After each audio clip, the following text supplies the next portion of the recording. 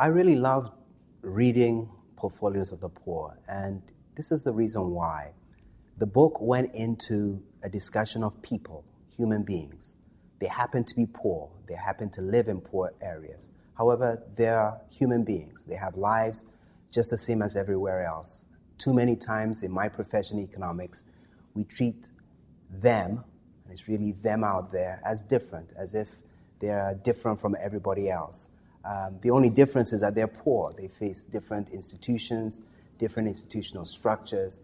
And what I really loved about the book is just it taught us that they're human beings facing similar problems to anyone, anywhere else. And so what we should do is to treat them as humans who are responding to different kinds of incentives, different kind of institutional structures.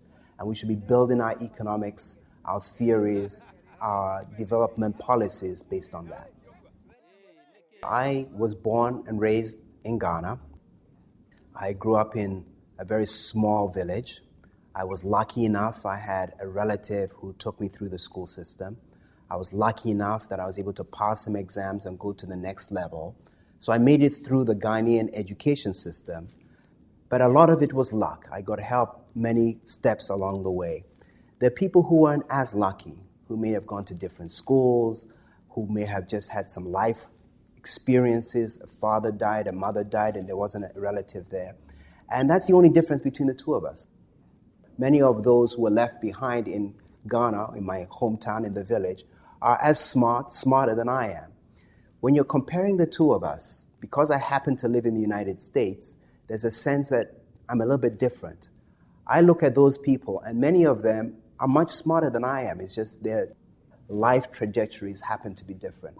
And so as we're building our models, as we are thinking about our theories, as we are doing development economics for the poor, it's always great to be reminded that they're the same as us. And for me, as I read the book, Portfolios of the Poor, many of the characters just remind me of people I grew up with in the village. I could see many of them, the shopkeeper, the trader, the person who is sewing. They all resonate to me. And what I love about the book is that it treats them as individuals, as human beings who are trying to get ahead. And that was fascinating. That was just wonderful in the book.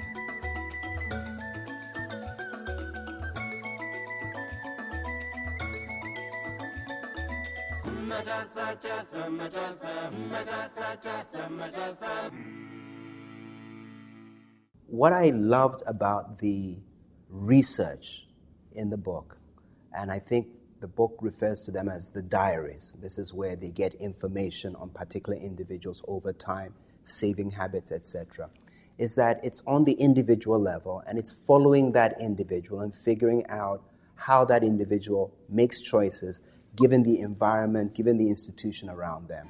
It's filling a gap in the literature. Many times, many of the surveys are sort of point in time. You go out there and you just ask them a fixed set of questions. How much do you eat? What is your wealth level, etc.?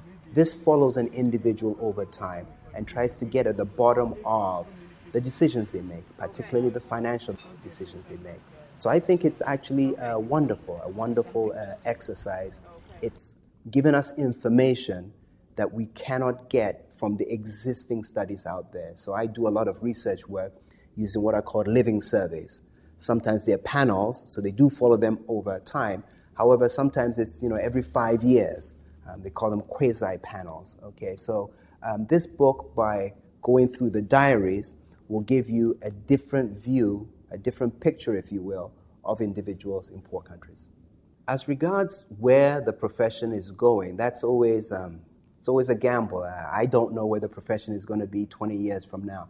I can tell you that in my own research, the direction that the book goes in, the diaries, is a direction I think is important. It's a direction that's going to influence my own research. Many people, for example, are looking at what are called the bottom billion or bottom 3 billion, the lower parts of the pyramid. We have to study that. It's the majority of humanity. There's actually, if you aggregate it, although each individual is poor, it's a huge percentage of the world's activity, the world's GDP. So I think we should study that. I think those kinds of things will be getting more and more attention over time. My own research currently is on mobile technologies and electronic markets. And for that, we need to know at the individual level how poor people are organizing their lives financially. So I think the work in the diaries will be of immense use for me, and I suspect for many others as we go forward. I think it's a complement to randomized experiments, which is the big field today in developing economics, but it's different. There you are testing one particular model or one particular intervention. And so you try it on these people, you take out the intervention, try it on somewhere else. Make sure the samples are random, look at the difference. Here you're taking individuals and you're following them over time. You're looking at their budget sets, you're looking at their intertemporal decisions across time. So I think it's different, and I believe that more and more people over time will be following that kind of research. I definitely will. I look at the United States. I look at all the friends and people I have. I've lived here for quite a number of years now.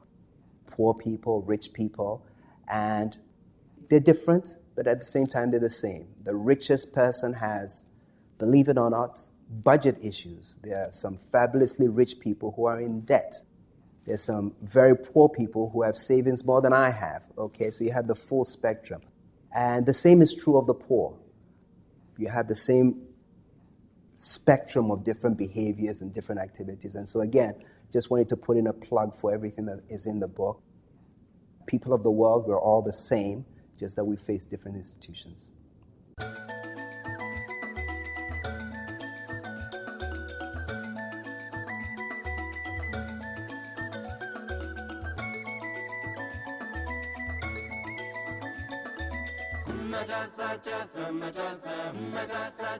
Majasa,